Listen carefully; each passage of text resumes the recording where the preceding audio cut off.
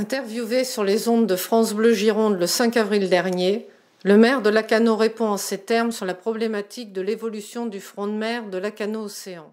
La protection est en train d'être dimensionnée. On ne sait pas si cela sera de l'enrochement ou une verticale. Le modèle n'est pas encore construit. Et l'élu de poursuivre. Car après, il y aura 7 km de chaque côté, avec des accueils publics que l'on est en train d'aménager. Mais à ce kilomètre-là, on aura un balcon sur la mer. Ces propos ne pouvaient pas laisser indifférents les membres d'Horizon Lacanau. Sur le thème de l'érosion, le maire a annoncé qu'une décision serait prise d'ici 3 ans quant à la protection. Ce sujet, majeur pour Lacanau, aurait nécessité de plus amples développements, sans toutefois entrer dans des détails trop techniques. En effet, quel sera le devenir de l'actuelle digue? Sera-t-elle renforcée? Ou une nouvelle digue sera-t-elle mise en place? Et quels en seront les scénarios de transformation de l'une à l'autre? En fin d'interview sur ce chapitre, le maire a également annoncé un aménagement d'accès sur 7 km de part et d'autre de la zone urbanisée, c'est-à-dire sur le quasi-linéaire côtier de Lacanau.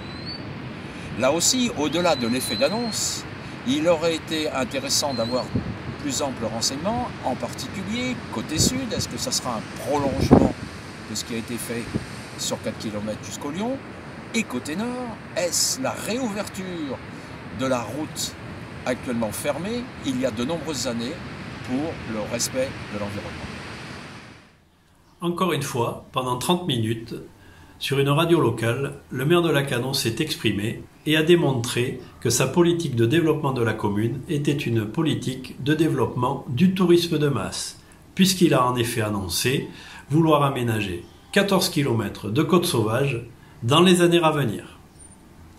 Il a également indiqué son mépris des institutions, et notamment la Cour des comptes, suite à un rapport rendu sur l'utilisation des CRS maîtres nageurs sauveteurs sur nos stations balnéaires, en ironisant sur le fait que leur rapport remplissait les placards et qu'ils s'en servaient comme bon leur semblait quand ils voulaient. Je vous rappelle qu'en 2014, c'est lui qui utilisait un rapport de la Cour des comptes pour accabler les résultats soi-disant déplorables de l'ancienne mandature. Donc lui aussi, c'est un petit peu comme ça l'arrange. Encore des impostures que nous ne manquerons pas de rajouter à notre boîte à impostures et que nous ouvrirons dans quelques mois. Maintenant, je conclurai en disant que si vous aussi, vous souhaitez promouvoir le débat public local de manière à éviter ce genre d'imposture, alors rejoignez Horizon Lacanau.